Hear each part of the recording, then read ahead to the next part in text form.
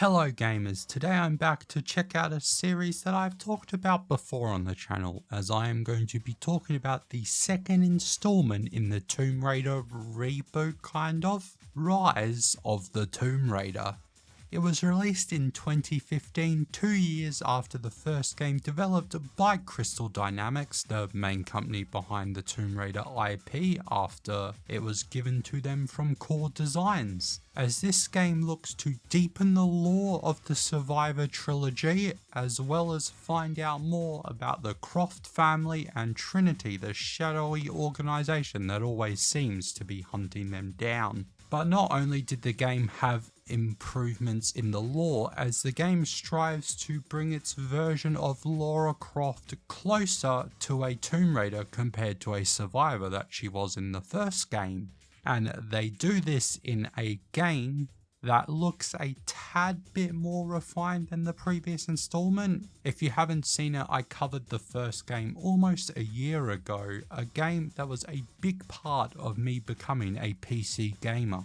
Kind of, not a big part, but happenstance towards it. But I'd never gotten along to checking out the two other games in the series, at least I didn't think so. However, upon launching up this game, I did have a previous save with about 10% game completion, and I have absolutely no idea when I played this. I don't remember playing it at all, and I don't know why I didn't finish it. Now, it could have been that I started playing it to cover for the channel after I completed the first game and just forgot about it or moved on to another video at the time, or it was so bad when I first played it that I blanked it out entirely and forgot about it completely. Well, I guess the only way to find out if it's that bad that I repressed it is to play it, which I've obviously done now. So let's start by talking about some of the things that I disliked about the game. And let's start with something I also briefly touched on in the first video covering the Tomb Raider game,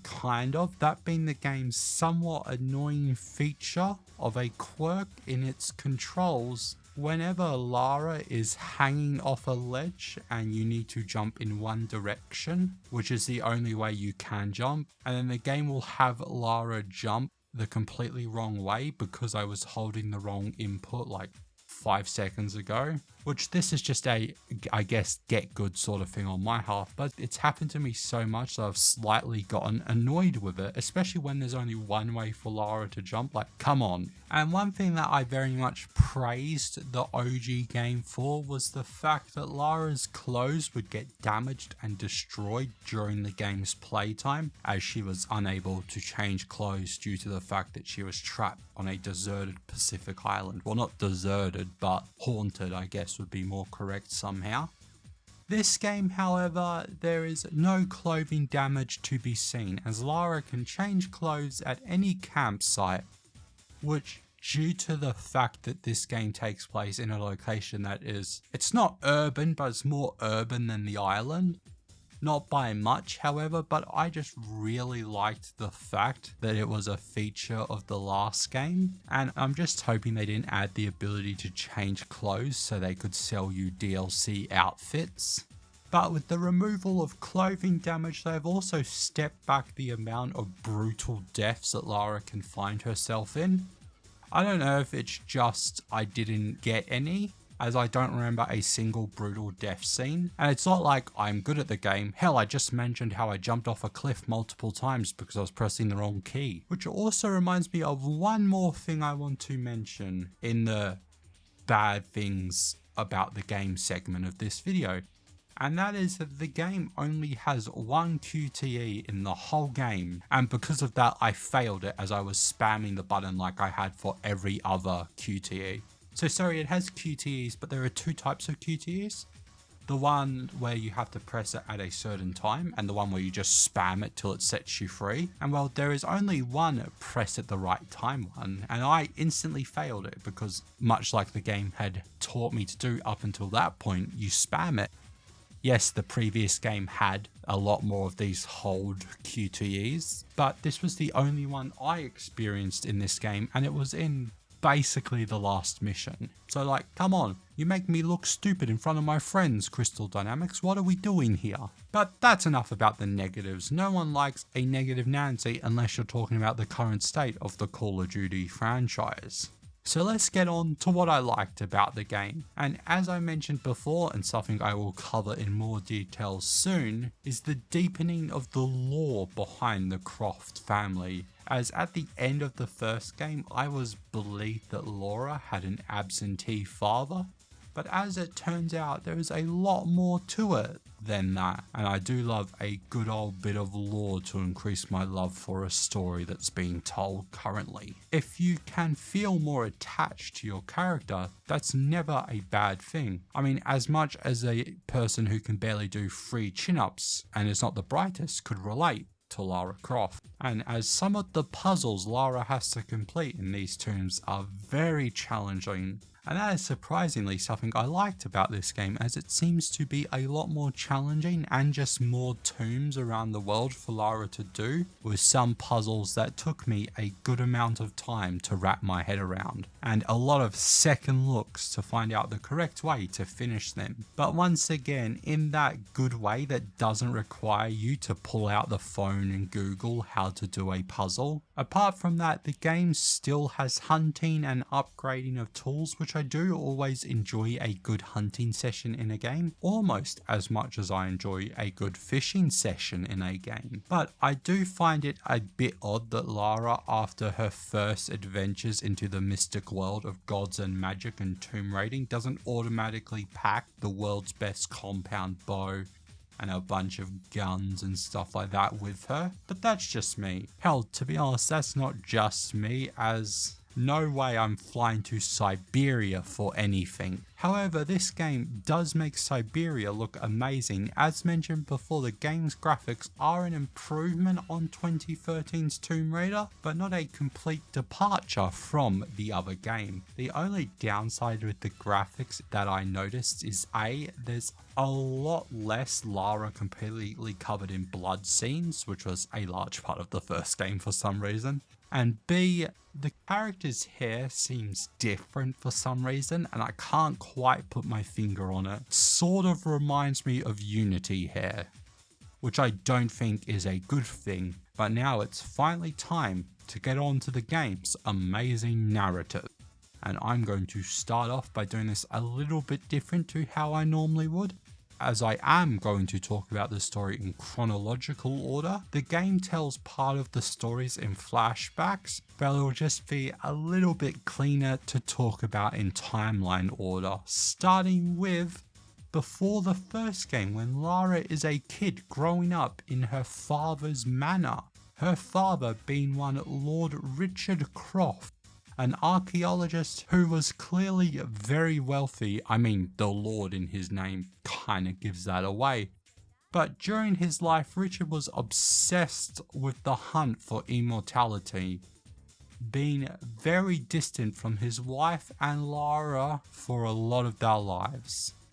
That is until one unfaithful day when Amelia, his wife, was on her way to meet him in one of his dig sites when her plane crashed, Richard later finding her body with 2 notes, one for him and one for Lara, his letter asking him to be a better father to Lara. Unfortunately, however, this whole ordeal seemed to push him deeper into his work. Apart from meeting a woman named Anne, who he had later fallen for, and she helped raise Lara while Richard was off pursuing even wilder theories about immortality, the media calling him crazed, until one day it seemingly was way too much for Richard, as he took his own life in his own study. However, it would later come to light that Trinity had him killed.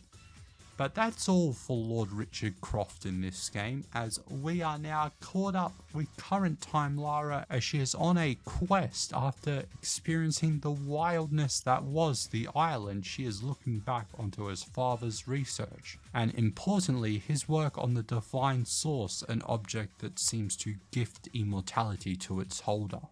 Lara's first stop was Syria, where Richard believed the divine source and its holder, the Deathless Prophet, was laid to rest. Now, Deathless Prophet laid to rest doesn't quite make sense, but hey, I'm not going to question it. This is what Richard thought, and he's a smarter man than I am. So Lara and a local taxi driver she had hired make their way there, as they are attacked by Trinity in a helicopter. The driver ratting Lara out for more money.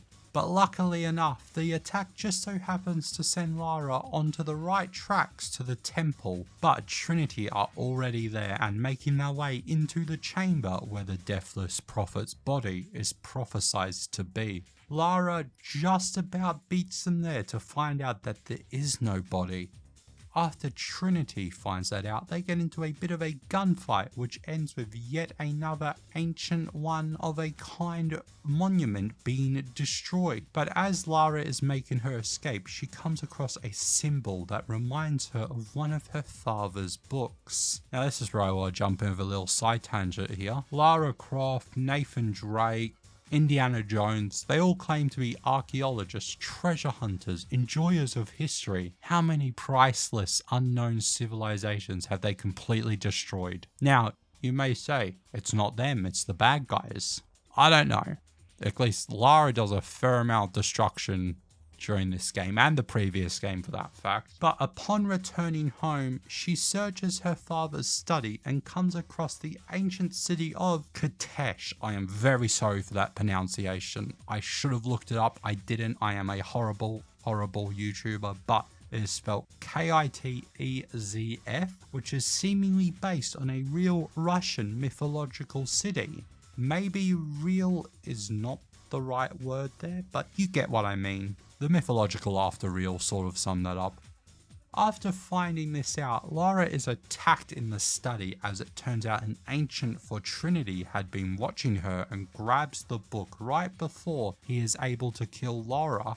Jonah shows up from the last game and saves her as they both agree that they need to go to Russia and find the source before Trinity. So they take off to the cold lands of the Far East. Side note as well here, Jonah looks completely different in this game. Like I didn't think they were the same Jonah as the Jonah the cook from the first game. I don't know if they still are the same person, but they look nothing alike. But anyways, they get on a plane to Russia and somehow off camera Jonah and Lara are separated as Lara is in the middle of a storm in Siberia, a snowstorm because it's very cold in Siberia, as she finds an abandoned camp to hunker down in for the night whilst trying to send messages to Jonah to not come after her. And this is the part of the game where most of it will take place, in this two valleys in Siberia. As Lara awakens the next day to a gunshot, whilst investigating the gunshot, it turns out that Trinity are already here,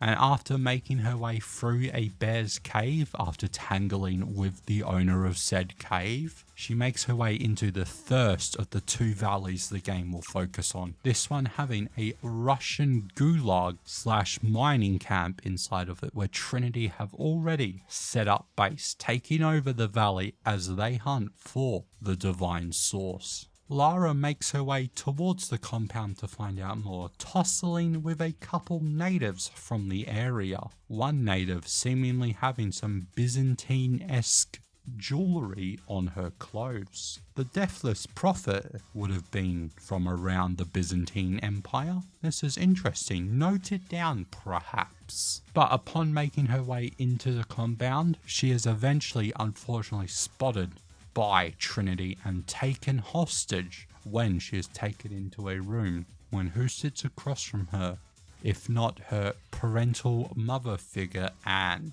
as somehow Trinity had captured Anne and brought her to Siberia as they knew Lara would be there, so they can use Anne to get information out of Lara. Whilst the man leading Trinity in this expedition, Constantine, tortures Anne right up until he has to actually do it when he stops and unties Anne As it turns out, Anne has been working for Trinity the whole time, including before Richard's death when they were together. This, of course, sending Lara through a bit of a roller coaster, as she is now thrown in another cell when a native sits across from her. A native by the name of Jacob. As they work together to break out, Jacob tells her of his people who live on the other side of the valley, where Trinity does not know of yet.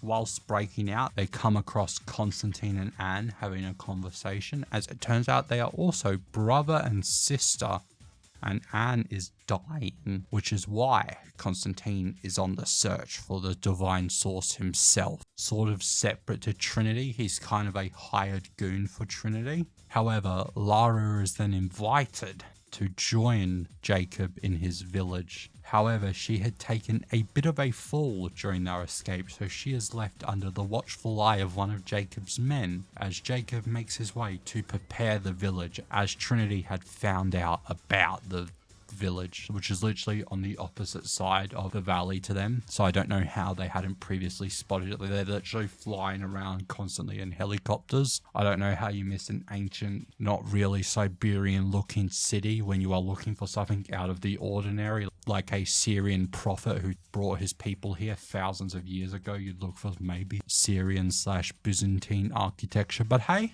I guess they looked where the Russians looked as well back when they had that concentration camp here. As it turns out, the mines that the Russians were working in also just so happened to be a shortcut to the village, as without the mines it would be about a day's walk. This mine shaft drastically cutting that in half, as Lara regains her bearings, resupplies, and makes her way through the mine shaft, eventually meeting up with Jacob again when they are once again almost immediately separated again.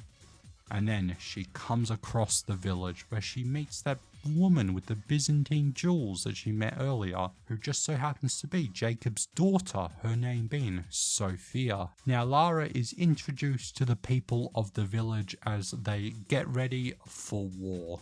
Preparing a bunch of watchtowers, Lara can help around the village until the attack happens, when they are able, after a bloody and gruesome fight, able to defend off Trinity. But of course, for now, who knows how long or how stable that is. Lara meeting up with Sophia after the battle as they go to meet Jacob in the observatory. Oh, spooky. Not really, it's an observatory. They do observatory things there. But maybe it will become important soon. It will, that's why I mentioned it. It's called very bad foreshadowing on my part. Meeting up with Jacob, he tells us that the divine source is here somewhere, but first we have to find a map, an orb that will be a map to the divine source. So we are sent on our way to find this map. However, just before we are sent off for the search for the map, it is revealed, or Lara figures out, that Jacob himself is the deathless prophet, a 1,000-year-old plus entity who has been living in this village, lying to his people. They do not know that he is the deathless prophet. Jacob warns Lara that the deathless soldiers protect the Atlas and the divine source. This of course doesn't very much bother Lara. She's already come in contact with dead 1,000-year-old samurais that protect the Sun Queen. So, you know, a couple deathless soldiers, about the same ordeal. And to be honest, they are very much similar to those samurais from the first game, which is one sort of thing where I would say is a little bit of a downside, as they're kind of recycled enemies. Like, they're just massive men, taller than Lara by a significant margin, taller than any man by a significant margin. The only difference is these soldiers are not serving the Sun Queen, or in this case Jacob the Deathless Prophet, as Jacob had sent off the divine source, seen it as more of a curse than a gift, burying it in the city with the deathless soldiers who swear loyalty to the divine source and stay down there keeping it safe, as it's all they want. Thus also why Jacob isn't particularly worried about Trinity, thinking that the deathless soldiers will take care of it. However, Lara is able to infiltrate the location of the Atlas, bringing it back to Jacob. But first, on her way there, she meets up with Jonah. As it turns out, he did not turn back or didn't even receive Lara's message to turn back, as he eventually was saved by the village people. Wait, no, not the band, the you know what I mean. I don't know why I even tried to explain that. I don't know, listen guys, it's late at night, I'm in a weird mood, don't worry about it. When they set up the map and find out the location of the divine source, just so happens to be under an iceberg. However, of course, Trinity, the multi-million-dollar private army at this point, has re-geared up as a team of Trinity soldiers paradrop, or helo drop is it called, where you drop out of a helicopter, rappel, where they rappel down through the observatory roof, taking the Atlas, but more importantly, kidnapping Jacob in the process. Of course, Lara cannot let this stand, even though Jacob says, leave me. Of course, she was never going to do that. Returning to the Soviet gulag, fighting through everything Trinity has left to throw at her, where, unfortunately, she's not able to save Jacob in time. Him getting mortally stabbed with very limited options to save his life, at least by Lara personally. She leaves him with the remnants. I haven't mentioned, by the way, and I've once again, bad YouTuber, I'm sorry.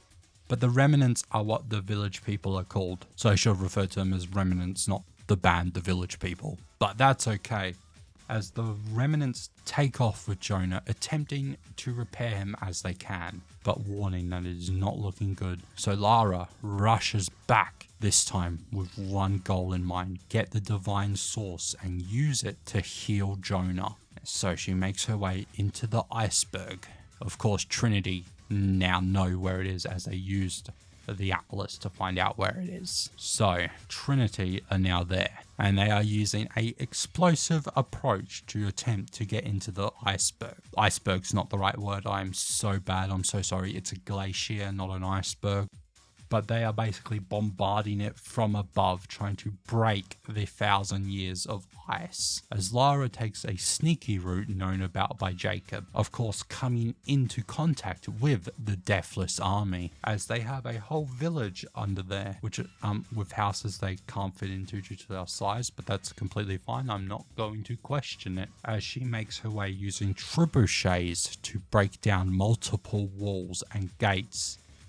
After a lot of work, Trinity also break into the glacier. Now, both of them are fighting the Deathless soldiers to attempt to get the divine source, raining hellfire down upon the city. When Lara is eventually able to climb the building that the source is in, with help from the remnants, mainly Sophia, who occupies a trebuchet to help her attack a helicopter that holds one Constantine in it. After downing the helicopter, we come into a fight with Constantine. This is the fight where it's that single QTE that I failed and got embarrassed by.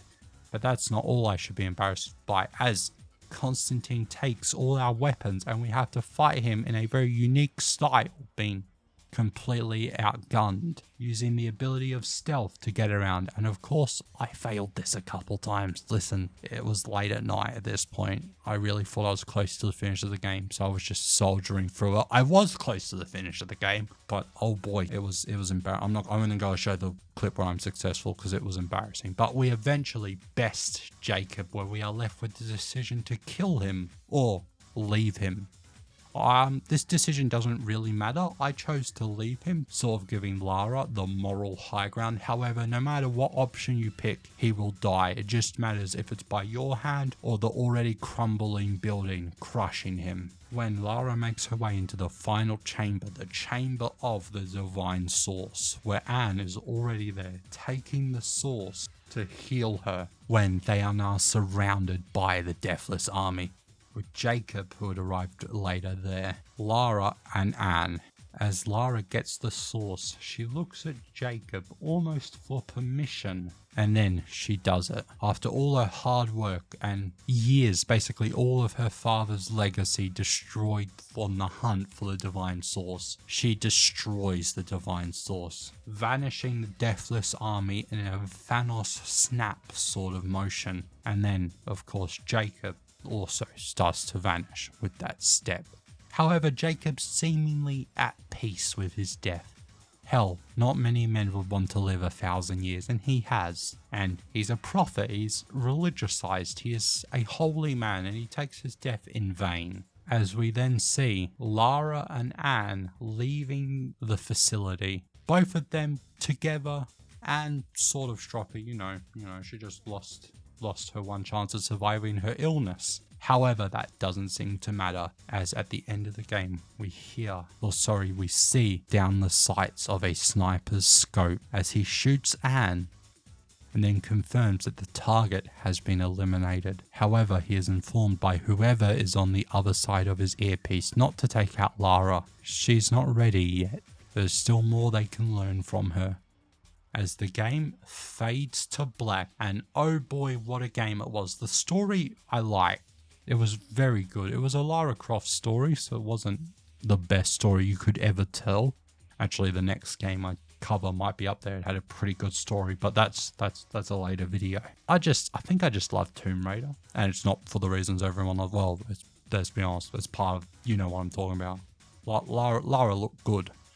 But I do feel this game was a vast improvement on the previous installment, even if it did reuse the big baddie, basically, of the tall immortal army. But I feel it was just better than the first game. It had more features to it for you to learn, different attacks than the previous game with the same ones, different lines of movement. Like, we didn't have a zip line sort of thing that we had in the last game, but we had a rappel hook, because rappelling was a big deal in 2010s, mid to late 2010s. You had Just Cause had the grappling hook, so then everything had a grappling hook, including the Uncharted game I have played on the channel before, Uncharted 4, check out that video. But yeah, this game is just incredible, and I can't wait to play the final game, probably in another year's time, Shadow of the Tomb Raider, to see how they decided to close out the Survivor Trilogy.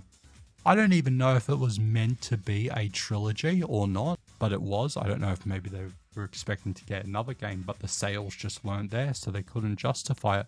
Maybe they perfectly wanted to write a trilogy, have a separated a start and a finish to Lara's story. I'll only find out when I finally get around to playing Shadow of the Tomb Raider. But, however, whilst I was playing this game, two things happened. First, I got a little notification on my phone from IGN. Sometimes Google sends me random news that I don't read. However, this one I was interested in. As it turns out, in the middle of playing this game, I got a notification for a Tomb Raider reboot and a TV show on Amazon starring, I think the article said, whoever that chick from Game of Thrones is, whose name escapes me. The one who dated and or married a Jonas brother at one point. What's her name? I don't know, but apparently she's starring it, which was intriguing. I was like, oh, how convenient. It's almost like all your devices listen to you. But then, well, the Game Awards came around. I sat down, and if you saw my video there, I watched it. I was quite intrigued by Fate of the Old Republic and the Galactic Pod Racing game. And then I saw it, a new Tomb Raider game. 2 games, in fact.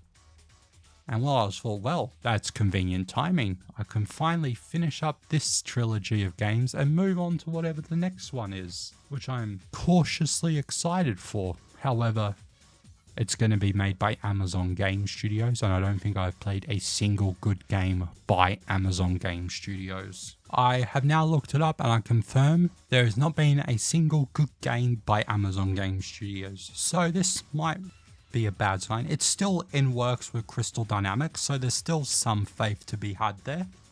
They are more being published by Amazon Game Studios, but still, I'm cautious about that. The only game I even recognize that Amazon Game Studios had made is King of Meat, as I recently watched a YouTube video on it about how bad it is and how they paid multiple millions probably for a Mr. Beast sponsorship, and well, the game only ever got 300 players. But hey, that's been enough rambling about a completely different game studio from the ones who worked on and published Rise of the Tomb Raider. If you like Rise of the Tomb Raider, let me know in the comments below. If you don't let me know. Keep that to yourself. I think it's a great game. No, let me know if you don't like it. Let me know why. Is this just not your favorite version of Lara? You know, there are reasons. Do you hate the way I say Lara? Is it meant to be Laura? I don't know. I am famously horrible at pronunciations. But anyways, I hope you guys have enjoyed this video. If you have, leave a like. If not, that's okay, leave a dislike. I still see them. It lets me know what you guys like to see. Peace.